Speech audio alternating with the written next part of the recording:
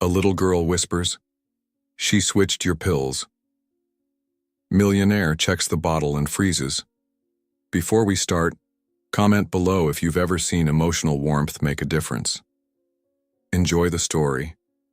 The morning light filtered through the tall windows of the Callahan mansion, casting long shadows across the marble kitchen floor like fingers reaching toward secrets. 9-year-old Sophie moved like a ghost through the house, her bare feet silent, against the cold stone that seemed to steal warmth from everything it touched. She had learned to be invisible, to observe without being seen, to exist in the spaces between other people's attention. The house itself seemed to hold its breath around her. Every room echoed with memories of her mother, the gentle laughter that used to fill these halls, the scent of lavender that once lingered in doorways, the warm presence that had made this vast space feel like home. Now it felt like a museum of lost happiness, beautiful but untouchable. Sophie clutched her worn notebook against her chest, the pages filled with careful observations written in her neat handwriting. The notebook had become her lifeline, her way of making sense of a world that had shifted beneath her feet when her mother died. Ever since that terrible day 2 years ago, when a simple medication error had stolen the most important person in her world, Sophie noticed everything about medicine, about pills, about the small details that adults seemed to miss in their rush through life. Her mother had been taking a new prescription for high blood pressure. The pharmacy had filled it with the wrong dosage. Such a simple mistake, such a devastating consequence. Sophie had been the one to find her mother collapsed in the garden, still wearing her gardening gloves, a watering can spilled beside her. The image was burned into Sophie's memory with the kind of clarity that trauma provides, every detail sharp and permanent. That day had changed everything, not just because she'd lost her mother, but because she'd learned that the adults who were supposed to keep people safe could make deadly mistakes. Since then, she'd become hypervigilant about medication, about medical devices, about anything that could harm the people she loved. Her notebook contained pages of observations about dosages, timing, side effects, behavioral changes, all meticulously documented with the precision of someone who understood that small details could mean the difference between life and death. She rounded the corner to the kitchen and froze, her blood turning to ice water in her veins. There was Lena Ashcroft, her father's girlfriend, standing at the breakfast counter with her back turned. But something was fundamentally wrong with this picture. Lena was holding 2 pill bottles, switching the contents between them with the practiced precision of someone who had done this many times before. Her movements were quick, deliberate, guilty, each gesture calculated and efficient. Sophie's trained eye immediately cataloged the details. The morning light caught the pills as Lena transferred them, small white tablets from one container to another. The bottles were similar but not identical. One had a blue cap with official pharmaceutical labeling. The other was gray, unmarked, clinical. Lena's hands moved with the confidence of a professional, someone comfortable handling medication. Sophie pressed herself against the wall, her heart hammering so loudly she was certain Lena would hear it. Every instinct screamed danger. This was exactly the kind of medical tampering that had killed her mother. The same casual switching of pills, the same assumption that no one would notice, the same devastating potential for harm. She watched, barely breathing, as Lena placed one bottle back exactly where Marcus always kept his morning medication, the spot on the counter next to the coffee maker, precisely positioned so he would grab it without thinking during his morning routine. Then Lena slipped the other bottle into her designer purse with movements so smooth they spoke of long practice. When Lena turned toward the hallway, Sophie ducked behind the doorframe, pressing her small body against the cool wall and counting her heartbeats like a meditation. 1, 2, 3. She could hear the distinctive click of Lena's heels moving away, the sound fading as she presumably headed upstairs to prepare for the day, probably to shower and dress and pretend she'd just woken up like any normal girlfriend in any normal household. Minutes passed like hours before Marcus appeared in the kitchen, his dark hair still messy from sleep, his usually sharp business attire replaced by a simple t-shirt and pajama pants. At 34, he carried the weight of running a medical technology empire on his shoulders, but to Sophie he just looked tired. Always tired, always distant, always somehow unreachable, as if he existed behind invisible glass that she could see through but never break. The man who had once swept her mother off her feet with his brilliant smile and infectious laughter had become a shadow of himself. Marcus Callahan had built an empire creating medical devices that saved lives, but he seemed unable to save himself from the grief that consumed him. Since his wife's death, he moved through life with the mechanical precision of someone going through motions rather than living them. His morning routine never varied. Coffee first, black and bitter. Then the news on his tablet while standing at the counter. Then his medication, a small white pill for the heart condition that had developed after the stress of losing his wife. Finally, he would kiss Sophie's forehead with distracted affection and disappear into his car for another day of running Callahan Medical Technologies.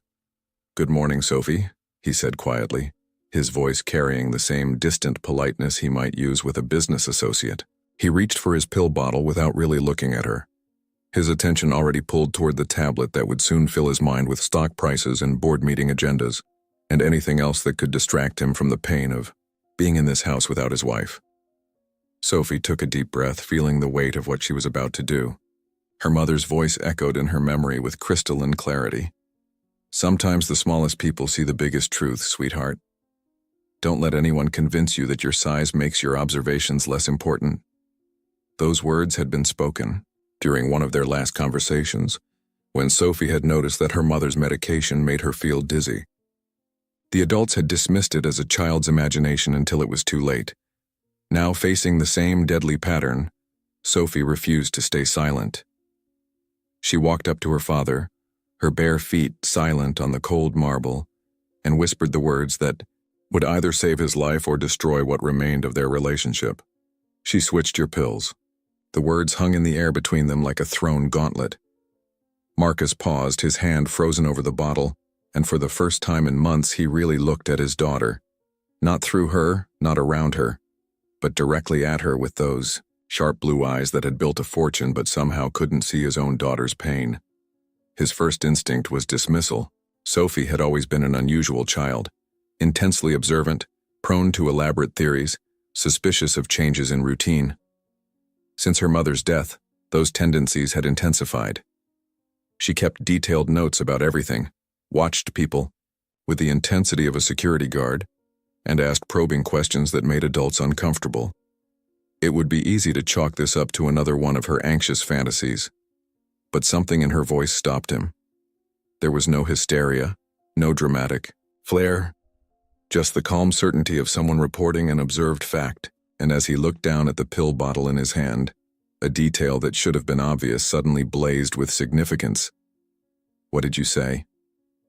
"Lena," Sophie whispered again, her voice barely audible but steady as bedrock. "She switched your pills. I saw her do it. She took your real pills out and put different ones in."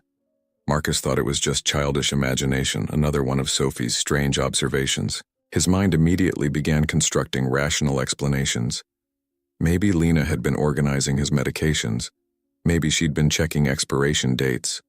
Maybe Sophie had misunderstood what she was seeing.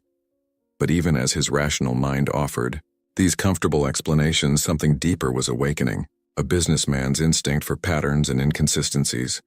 The same intuition that had built his empire was now turning its attention to his own life. He actually looked at the bottle in his hand. Really looked at it. The cap was gray. Plain gray.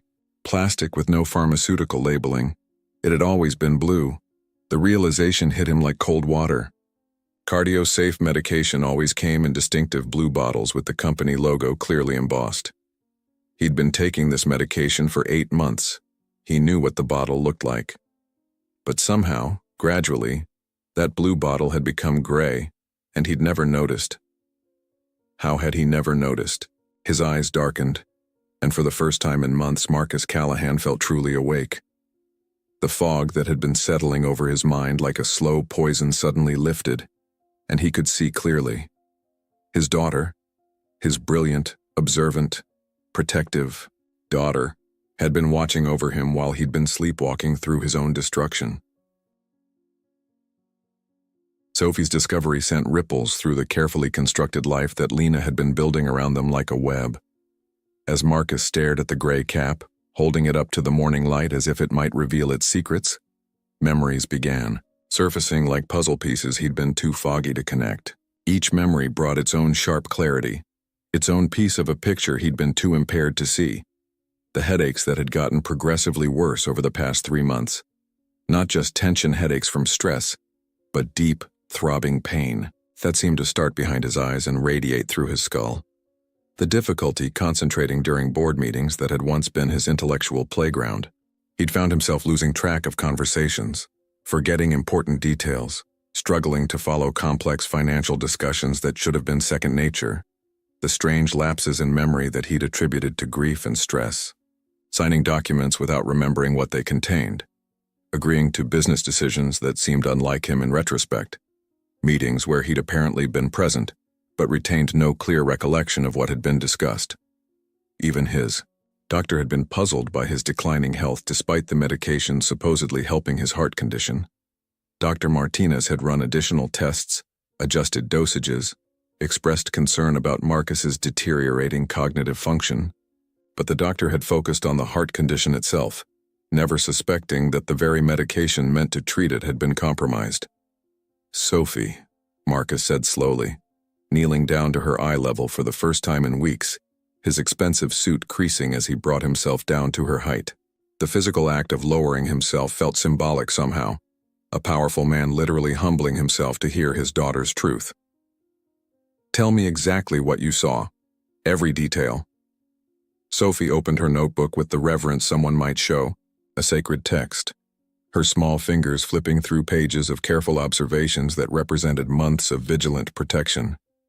The notebook was thick, nearly full, its pages covered with her neat handwriting and careful diagrams. She documented everything with the thoroughness of a trained investigator. 3 months ago, your pills were in a blue bottle. Brand name, CardioSafe. Batch number CS4471. I wrote it down because I always write down medicine numbers after what happened to Mom. Her voice was matter-of-fact, but Marcus could hear the underlying fear. 2 months ago, same blue bottle, but batch number CS4493. The bottle was getting lighter, so I knew you were taking them correctly. She flipped to another page, showing him a hand-drawn chart tracking his daily routine. Last month. She paused, checking her notes with scientific precision. Gray bottle appeared, different shape, taller, narrower. No brand name visible, no batch number. But you didn't seem to notice the change. Marcus felt a chill run down his spine like ice water. His 9-year-old daughter had been conducting surveillance that his entire corporate security team had missed. While he'd been paying professional investigators to protect his business interests, the real threat had been in his own home, and only Sophie had seen it. The gray bottles come from Lena's purse, Sophie continued, her voice growing stronger as she shared her burden. She brings them on Sunday nights when she thinks I'm asleep. She takes your real medicine away and leaves the gray bottles. I timed it. She takes exactly 4 minutes and 17 seconds on average. Why didn't you tell me before? He asked gently, though he already knew the answer would break his heart. Sophie's eyes filled with tears that she tried to blink away, determined to maintain her professional composure, even as her 9-year-old heart cracked open.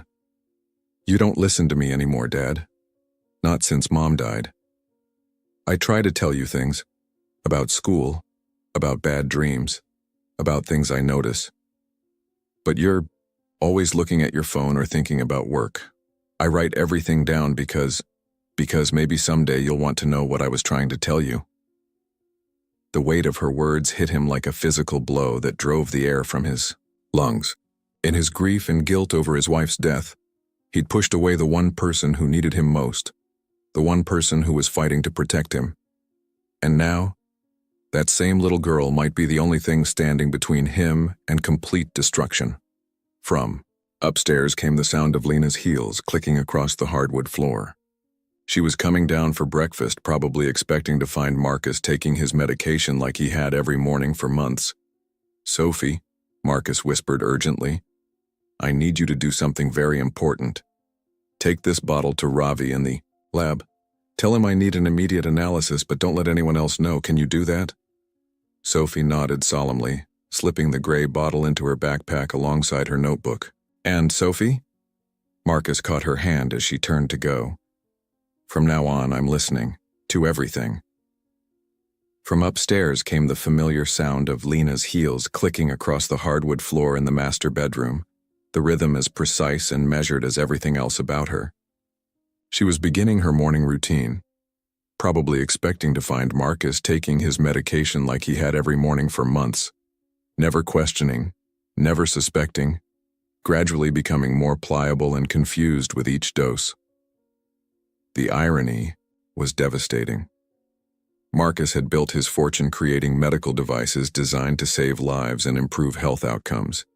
His company's motto was, "Trust in technology, trust in health." Yet he'd been slowly poisoned by the very thing he trusted most, medication that was supposed to protect his heart. "Sophie," Marcus whispered urgently, his voice carrying a new energy that had been absent for months. "I need you to do something very important for me. Take this bottle to Ravi in the lab. Tell him I need an immediate analysis, but don't let anyone else know. Can you do that?" Sophie nodded solemnly, her face showing the grave understanding of someone much older. She slipped the gray bottle into her backpack alongside her notebook, handling the evidence with the care of a trained investigator. For a moment, Marcus saw his wife in Sophie's serious expression, the same determined set to her jaw, the same fierce protection of those she loved. And Sophie? Marcus caught her small hand as she turned to go, feeling how delicate her fingers were, how much trust she was placing in him by sharing her dangerous discovery. "From now on, I'm listening to everything, every observation, every concern, every single thing you want to tell me." For the first time in months, Sophie smiled, not the polite, careful smile she'd learned to wear around adults, but a genuine expression of relief and hope. Her father was finally awake. Sometimes the truth comes from the most unexpected places.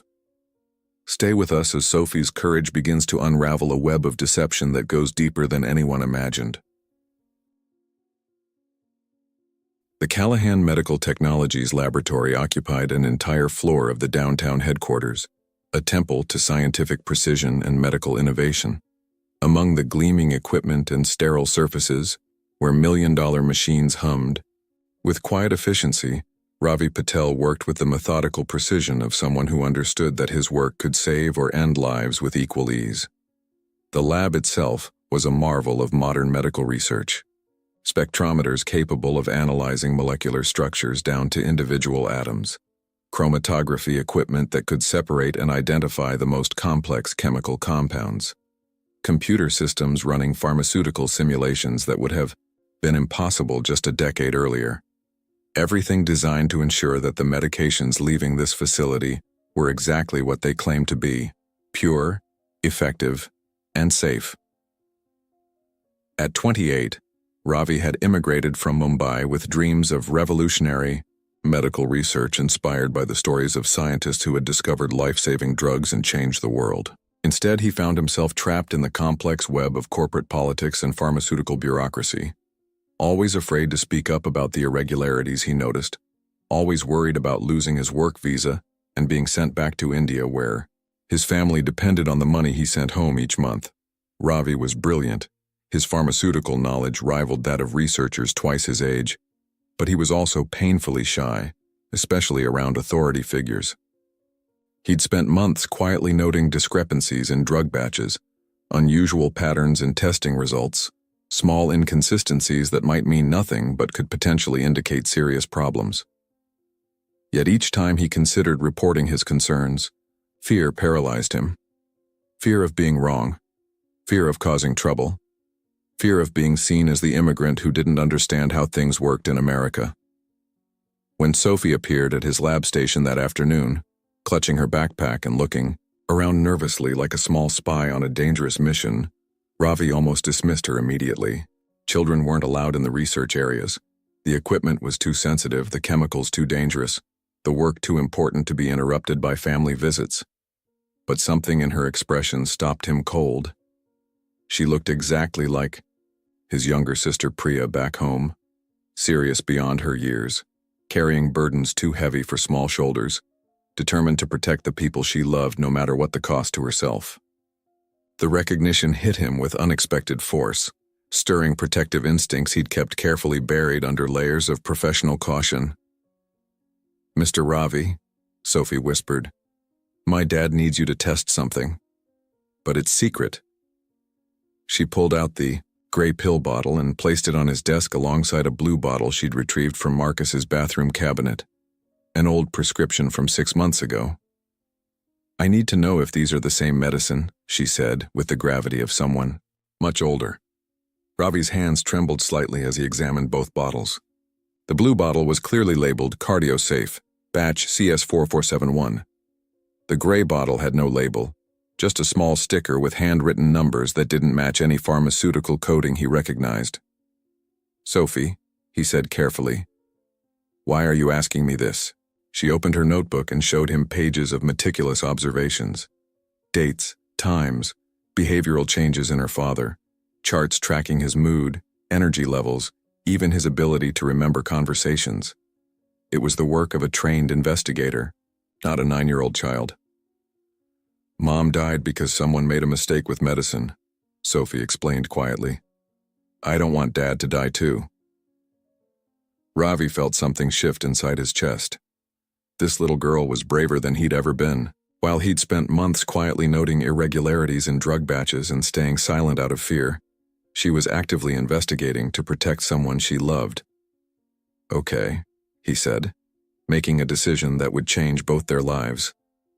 "Let's find out what's really in these pills." The initial chemical analysis took 2 hours. When the results appeared on Ravi's computer screen, his face went pale. "This is impossible," he muttered, running the test again. Sophie leaned over his shoulder, trying to understand the complex readouts. "What does it mean?" "The blue pills contain metoprolol, exactly as prescribed for your father's heart condition. But the gray pills..." Ravi's voice trailed off as he stared at the data. "Sophie, these contain a powerful sedative combined with a cognitive inhibitor. It's designed to slow brain function, impair judgment, and cause memory problems. Someone is trying to make Dad sick? Worse than that." Ravi turned to face her, his expression grave. "Someone is trying to make him unable to think clearly. This combination, taken over months, would gradually turn a brilliant businessman into someone who couldn't make basic decisions." Sophie's hand instinctively moved to her notebook. "I need to write this down." But as she opened to a fresh page, Ravi noticed something that made his blood run cold. In the pharmaceutical database on his computer, a batch entry had been modified just minutes ago. Someone was actively changing the records, covering their tracks in real time. "Sophie," he whispered urgently, "we're not just investigating a crime. We're right in the middle of one." The realization sent ice through both of them. This wasn't a simple case of medication error or even deliberate poisoning. This was a sophisticated operation involving computer systems, pharmaceutical databases, and people with enough access and knowledge to manipulate the very infrastructure designed to keep patients safe. Ravi immediately began copying all their test results to multiple secure servers, uploading the data to cloud storage systems that even sophisticated hackers would struggle to reach. If someone was trying to erase evidence, he would make sure that evidence existed in too many places to destroy. "We need to document everything," he said, his scientific training taking over. "Every test result, every database change, every piece of evidence, and we need to do it in ways that can't be traced back to us until we're ready to act." Sophie nodded, understanding instinctively that they had moved from investigation into active resistance. They weren't just trying to save her father anymore. They were fighting against an organization sophisticated enough to penetrate medical databases and wealthy enough to sustain a months-long poisoning campaign. Over the next 3 days, Sophie and Ravi formed an unlikely alliance. They met in secret, using hand signals and coded messages that Sophie devised with the same methodical precision she applied to everything else. Ravi had never worked with a partner before, especially not a 9-year-old. But Sophie's approach to investigation was unlike anything he'd seen in his professional career. Where he relied on scientific instruments and data analysis, she observed human behavior with an intuition that was almost supernatural. Lena always touches her earring when she lies, Sophie noted in her newest notebook entry. 3 taps with her left hand. She did it 17 times during dinner last night when Dad asked about her day. They were sitting in Ravi's car in the hospital parking lot, watching through binoculars as Lena visited what she claimed was a sick friend. Instead, they watched her enter the offices of Langston Pharmaceuticals, Marcus's biggest competitor. "That's Victor Langston's building," Ravi said, adjusting the focus. "He and your father used to be partners in college before they became rivals." Sophie made another note. "Mom always said that the people who hurt you most are the ones who know you best." Inside the building, they could see Lena through the large windows, sitting across from a man in an expensive suit. Even from a distance, their body language suggested this was no casual meeting. Documents were exchanged. Money changed hands. "We need proof," Ravi said. "Your father won't believe us without evidence." Sophie was already ahead of him. From her backpack, she pulled out a small recording device that she'd borrowed from Marcus's home office. "I've been recording Lena's phone calls for a week. She thinks I'm just playing in my room, but the walls are thin." She handed Ravi a set of earbuds, and they listened together to a conversation from the night before. The cognitive inhibitor is working perfectly. Marcus can barely focus during board meetings anymore. The shareholders are starting to question his leadership. Give me 2 more weeks, and he'll be ready to sign over his controlling interest. And the child? Sophie is just a lonely little girl. Marcus feels guilty about her mother's death, so he ignores her completely. She's not a threat. Ravi saw Sophie's face crumple at those words. Without thinking, he reached over and squeezed her small hand. "She's wrong," he said firmly. "You're the biggest threat she's ever faced because you see the truth when everyone else is blind." Sophie looked up at him with tears in her eyes. "Do you really think we can save Dad?" "I think," Ravi said, surprising himself with his own conviction, "that together we're going to save everything." But even as he spoke those words, neither of them noticed the black sedan that had been following them, or the telephoto lens pointed in their direction from 3 cars away. The web of deception is tightening around Marcus, but a brave little girl and a quiet scientist are fighting back. Sometimes the most unlikely partnerships become the strongest. What would you do if you discovered someone was slowly poisoning the person you love most? The confrontation came sooner than Sophie had hoped. That evening, as Marcus sat in his study reviewing contracts that seemed to swim before his increasingly foggy vision, Sophie knocked on his door. "Dad, I need to show you something important." She spread her notebooks across his desk, along with Ravi's chemical analysis and printouts of the audio recordings. For 20 minutes, she walked him through months of careful documentation, building a case that would have impressed a federal prosecutor. Marcus listened with growing alarm as the pieces fell into place.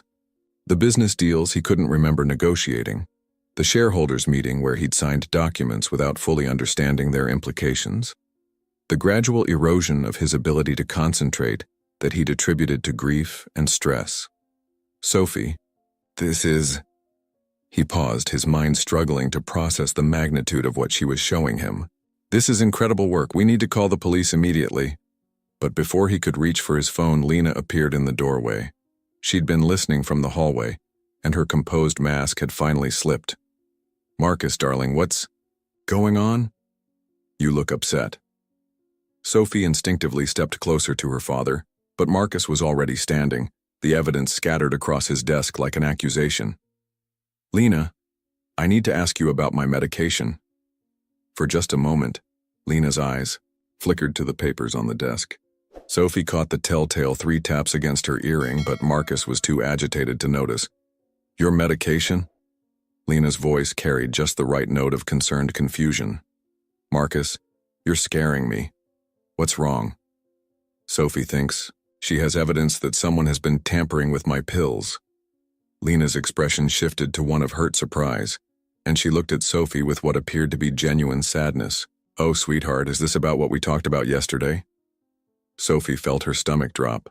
She didn't remember talking to Lena about anything.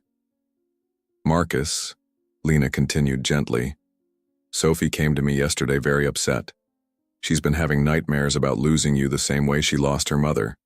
I think she's created this elaborate theory because she's terrified of being alone again. The words hit Marcus like a physical blow. In his medicated state, they made perfect sense. Sophie had always been anxious, always watching, always writing, in those notebooks. Of course, she would invent conspiracy theories to explain her fears. She's been spying on me, Lena said, her voice breaking slightly. Recording my phone calls, following me around the house. Marcus, I love you, but I can't live with a child who doesn't trust me, who sees me as the enemy. Sophie watched in horror as her father's expression changed. The brief clarity she'd seen in his eyes was fading, replaced by the familiar fog of confusion and guilt. Sophie, Marcus said slowly, is that true? Have you been recording Lena? Dad, please listen to the recordings. Just listen to what she actually said. But Marcus was looking at the scattered papers with growing doubt. In his impaired state, Sophie's meticulous investigation looked less like detective work and more like the obsessive behavior of a traumatized child. I think, he said quietly, that you need to see Dr. Morrison again. This level of suspicion isn't healthy. Sophie felt the world tilting around her. Dad, no, please, just test the pills. Just have Ravi run one more test. That's enough. Marcus's voice was sharper than he'd intended, the medication making him irritable and prone to outbursts. Sophie, you're a child. You don't understand adult relationships. Lena has been nothing but kind to both of us. Sophie looked at him for a long moment, then quietly gathered her notebooks. Without a word, she walked to the fireplace and dropped them into the flames. Months of careful observation, pages of evidence, all turning to ash. Sophie, what are you doing? Marcus reached toward the fire, but it was too late. If you won't listen, she whispered, then there's no point in watching. She walked past Lena without looking at her, and they heard her bedroom door close with a quiet click that somehow sounded like the end of everything. Lena moved to Marcus's side, placing a comforting hand on his shoulder. She'll be okay, she said softly. Children are resilient. And now that this is behind us, we can focus on our future together. Marcus nodded, but something nagged at the edge of his consciousness. As Lena led him toward the door, he glanced back at the fireplace, where Sophie's notebooks had burned. In the dying light of the flames, he thought he saw not the fantasies of a troubled child, but the careful documentation of someone who loved him enough to see what he could not.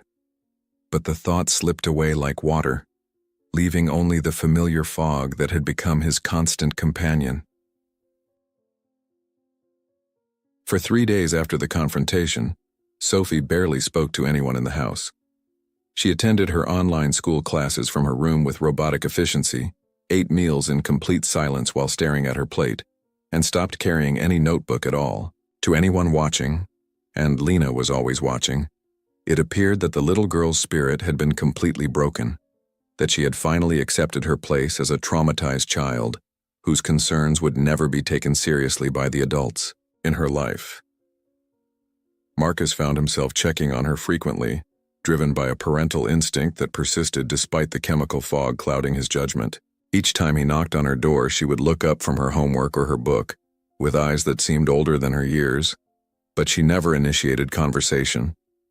She answered his questions with polite monosyllables, accepted his awkward attempts, had affection with resigned patience, and gave every appearance of a child who had learned that resistance was futile. Lena, meanwhile, moved through the house with renewed confidence, secure in the knowledge that the only threat to her plan had been neutralized.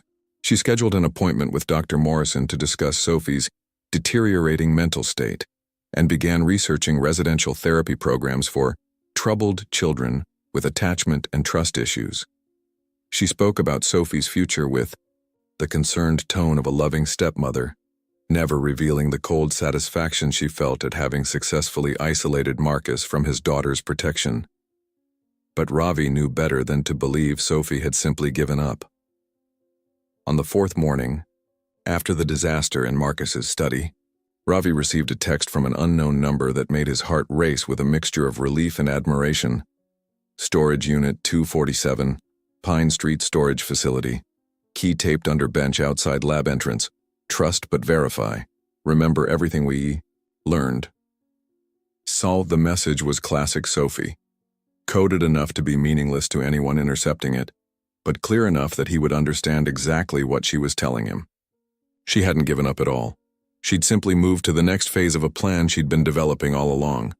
A contingency strategy for exactly this scenario. When Ravi opened the storage unit that evening using the key he'd found exactly where Sophie had indicated, he found himself staring at months of meticulous preparation that took his breath away. The small climate-controlled space looked like the headquarters of a professional intelligence operation.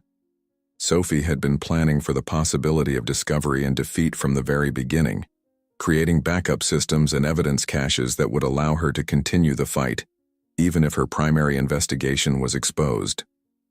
At the center of it all was a tablet displaying live footage from hidden cameras throughout the Callahan house. Sophie had been monitoring everything, waiting for the right moment to gather irrefutable proof. Smart girl, Ravi murmured, settling in to watch. He didn't have to wait long. That night, with Marcus deep in medicated sleep, and Sophie presumably defeated, Lena made her final move. The hidden camera in Marcus's study captured everything as she sat at his computer, transferring proprietary research files to an encrypted drive. But it was the phone call that sealed her fate. "Victor, it's done," Lena said, holding the phone between her shoulder and ear as she worked. "The cognitive inhibitor has reduced his mental capacity by approximately 40%. He signed the preliminary share transfer documents this afternoon without even reading them." Ravi adjusted the audio levels, making sure every word was crystal clear. "The research data is copying now. 20 years of medical device patents, all the cardio-safe formulations, everything. By tomorrow, Langston Pharmaceuticals will own the technology that makes Callahan Medical valuable. And Marcus, once the final transfer is complete, we'll increase the dosage, make it look like a gradual decline due to his heart condition. Very sad. Very believable. The grieving girlfriend will inherit his personal wealth while you acquire the company assets. Brilliant. And the child?" Lena's voice turned cold. "Sophie will be placed with relatives, far away from here. She won't be a problem anymore." Ravi felt sick listening to the casual way they discussed destroying a family. But he also felt something else, a fierce protective anger that surprised him with its intensity. He waited until Lena finished transferring the files and left the study, then immediately began uploading the footage to multiple secure servers. By dawn, copies would be safely stored in locations that even Victor Langston's money couldn't reach. The next morning, Ravi appeared at Marcus's breakfast table uninvited, carrying a tablet and a fresh cup of coffee that he insisted Marcus drink instead of taking his morning pills. "Mr. Callahan, there's something you need to see." Marcus was initially resistant, still believing Sophie's accusations had been the fantasies of a troubled child. But as the video played and Lena's voice filled the kitchen with cold calculation, the fog began to lift from his mind. "Oh God," Marcus whispered, watching his girlfriend casually discuss his destruction. "Oh God, what have I done?" "You were drugged," Ravi said firmly. "None of this is your fault. But we need to act quickly. According to this recording, they plan to complete the final transfer today." Marcus looked around the kitchen with suddenly clear eyes. "Where's Sophie?" "She's been hiding in the storage unit for 3 days. She knew you wouldn't believe her until you could see the truth for yourself." The weight of his failure as a father hit Marcus like a tidal wave. His daughter had tried to save him, and he'd called her paranoid. She'd documented months of evidence, and he'd dismissed it as childish fantasy. She'd loved him enough to risk everything, and he'd chosen his poisoner over his own child. "I have to find her," Marcus said, standing up with more energy than he'd felt in months.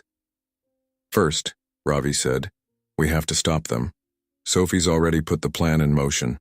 All we have to do is follow her lead. For the first time, Marcus truly understood that his 9-year-old daughter hadn't just been investigating a crime. She'd been orchestrating the solution. Sometimes the people we trust most are the ones betraying us, while the ones we dismiss are fighting to save us. Sophie's courage is about to expose a conspiracy that goes deeper than anyone imagined. But will her father find the strength to choose truth over comfort? The final act of Sophie's plan unfolded with the precision of a master strategist. While Lena believed she had won, Sophie had actually orchestrated every move of the endgame.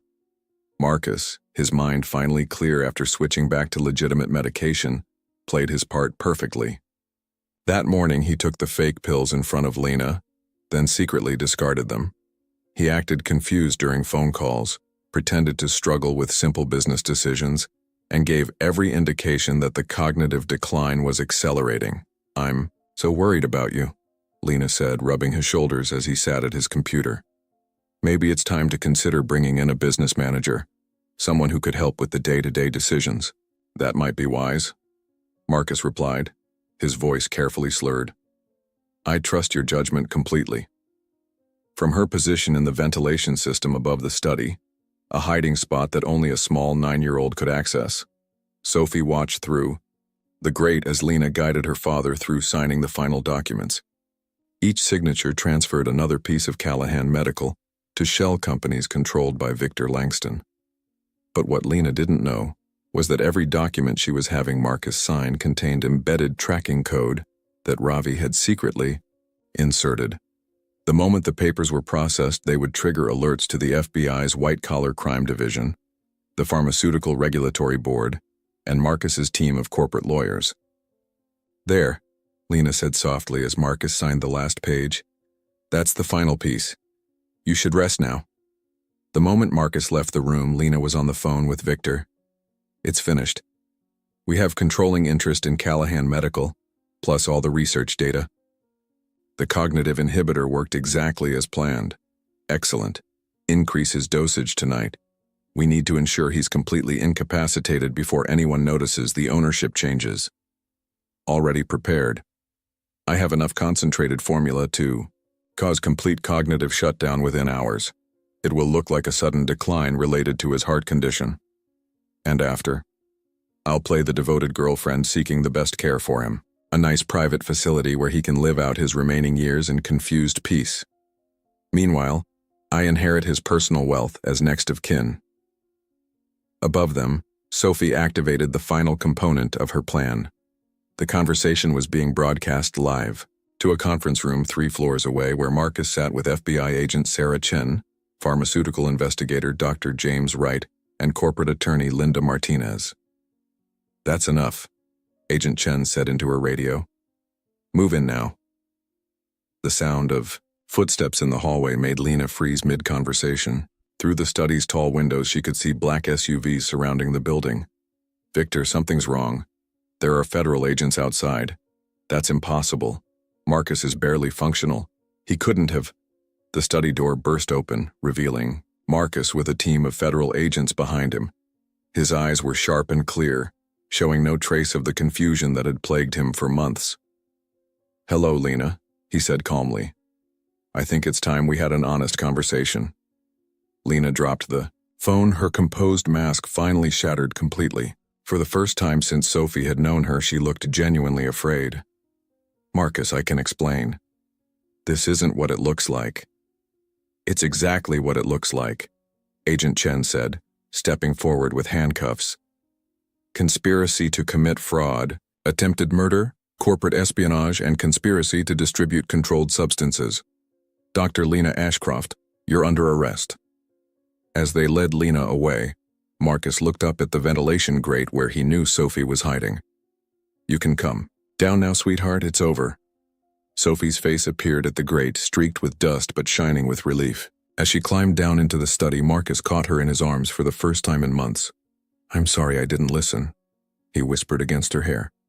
"I'm so sorry I didn't believe you." "It's okay, Dad," Sophie said, her voice muffled against His shoulder. You were sick, but now you're better. Over Sophie's head, Marcus met Ravi's eyes. The young scientist stood in the doorway, clutching a tablet full of evidence that had saved them all. Thank you, Marcus said simply. Both of you. You saved my life, my company, and my sanity. We saved each other, Sophie corrected, pulling back to look at her father. That's what families do.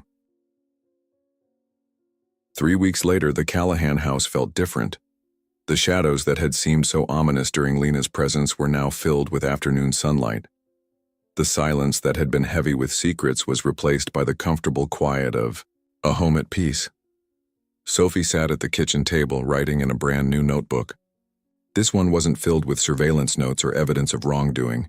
Instead, she was documenting something entirely new. Ordinary moments of happiness. Day 21 post-rescue, she wrote in her careful handwriting. Dad made pancakes again. Still not as good as Mom's, but getting better.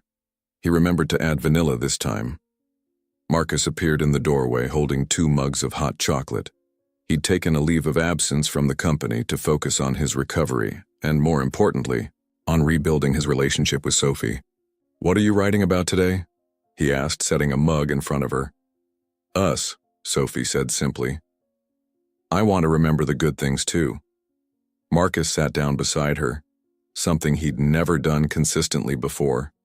During Lena's time in their house, he'd been too foggy to focus on Sophie. Before that, he'd been too consumed with grief to be present. But now, finally, he was learning to be a father. Can I read some of it? He asked gently. Sophie hesitated for a moment, then slid the notebook toward him. The pages were filled with observations, but these were different from her previous surveillance, work.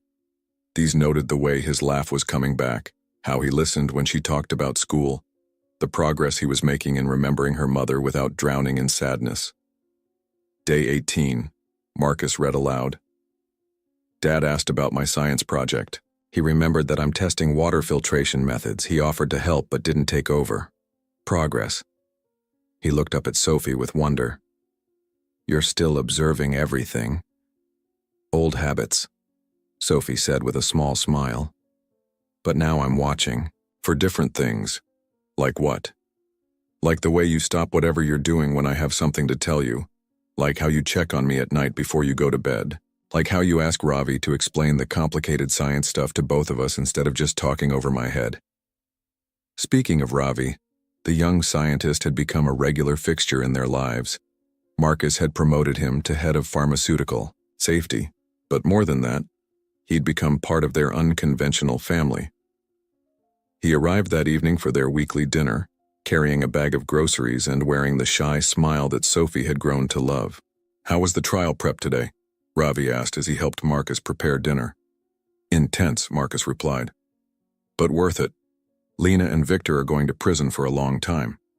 The FBI found evidence of at least 6 other corporate targets they were planning to hit with the same scheme.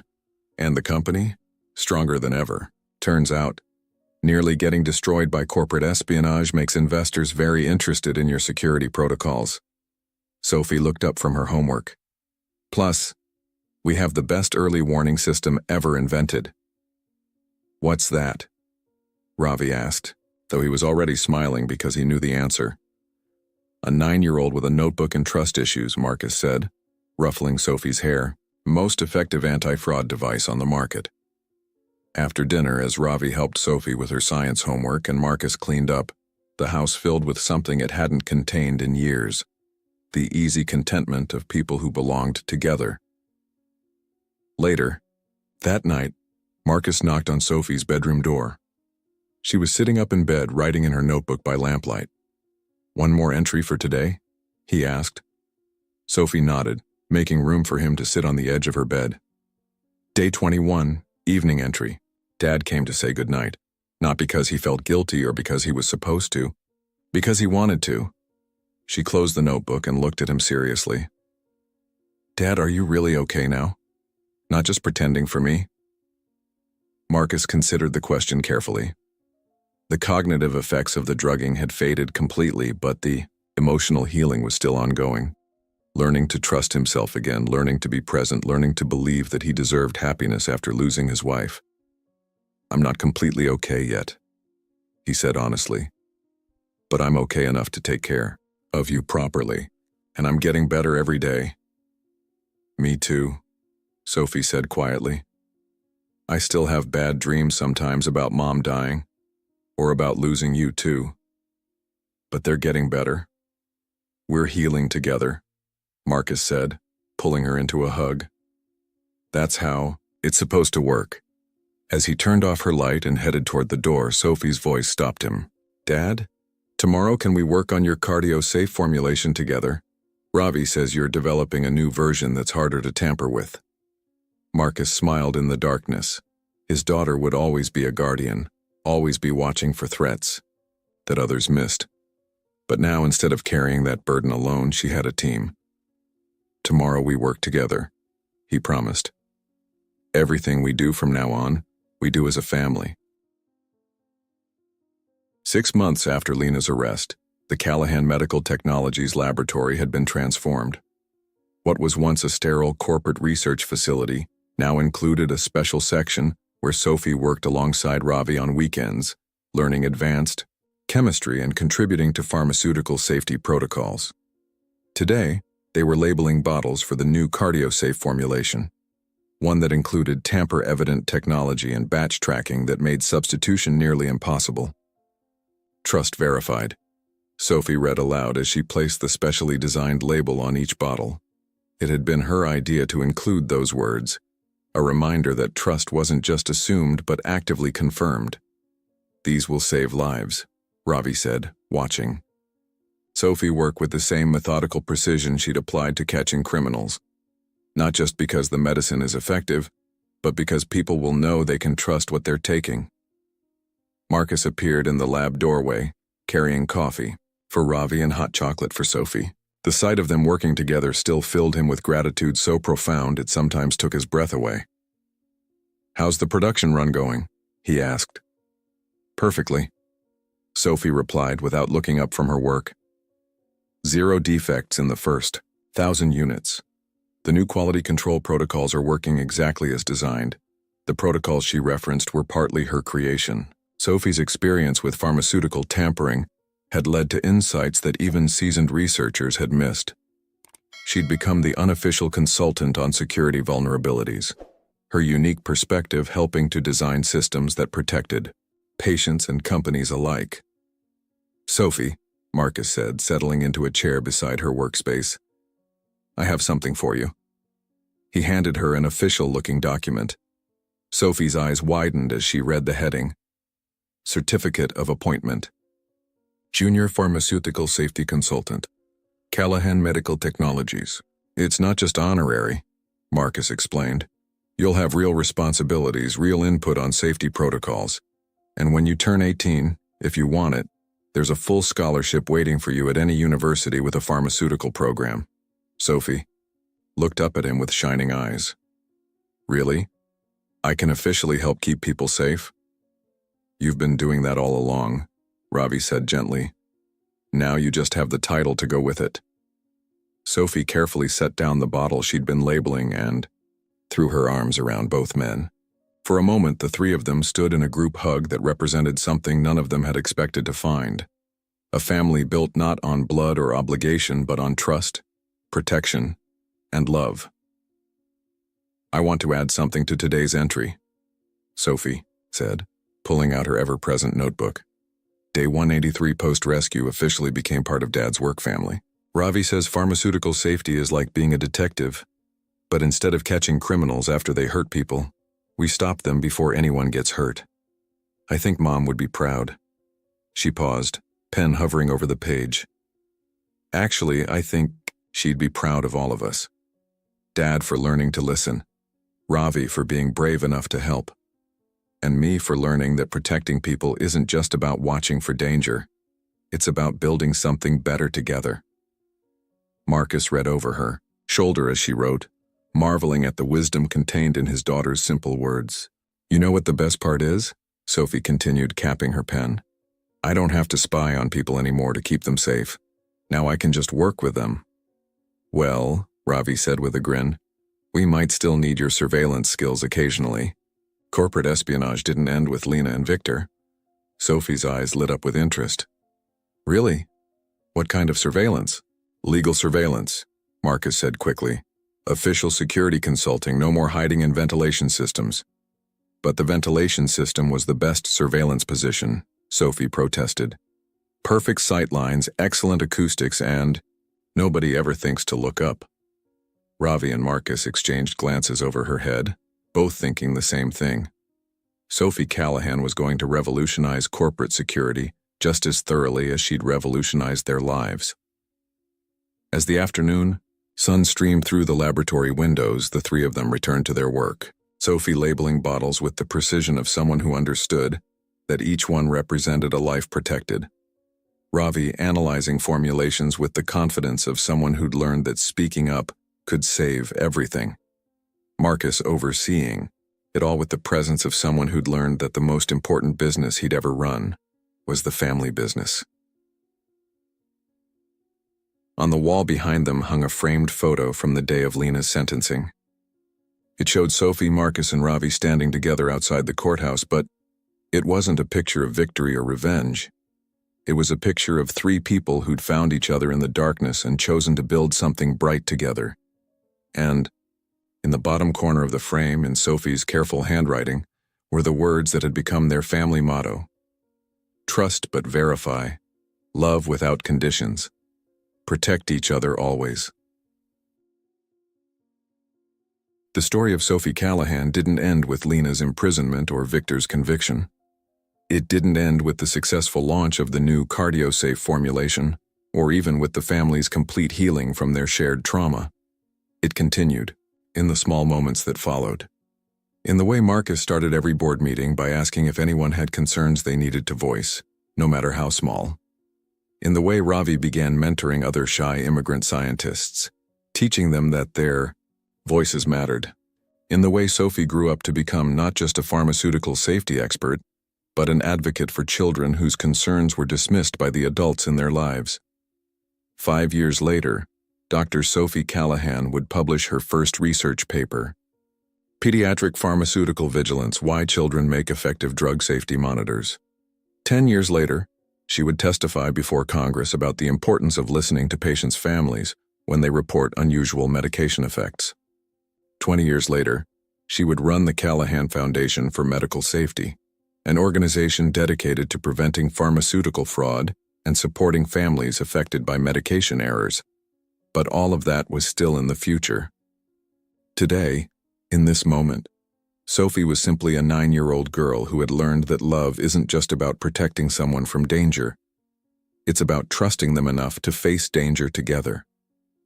As the three of them worked in comfortable silence, each focused on their part of the larger mission to keep people safe, Sophie made one final entry in her notebook. The most important discovery of my investigation: family isn't about being related by blood, or being perfect, or never making mistakes. Family is about choosing to believe in each other, especially when it's hard. Family is about listening, even when the truth comes from unexpected places. Family is about building something together that's stronger than any of us could build, alone. She closed the notebook and smiled, watching her father and Ravi collaborate on a formulation that would protect thousands of patients from the kind of deception that had nearly destroyed their own family. Sometimes, Sophie reflected, the smallest people really do see the biggest truths, and sometimes, if you're very lucky and very brave, the adults in your life learn to see them too. The afternoon light caught the label on the bottle she'd just finished. Trust verified. Below it, in smaller print, were the words that had become the company's new slogan: protected by love, verified by science, trusted by families. It was, Sophie thought, a pretty good way to change the world. This story reminds us that truth often comes from the most unexpected sources, and that healing happens when we choose to listen to those we love. If this story touched your heart, please like this video and subscribe for more stories about courage, family, and the power of believing in each other. Share this with someone who needs to remember that their voice matters no matter how small it might seem. because sometimes the quietest whispers carry the most important truths. What would you do if a child in your life tried to warn you about something important? Let us know in the comments below.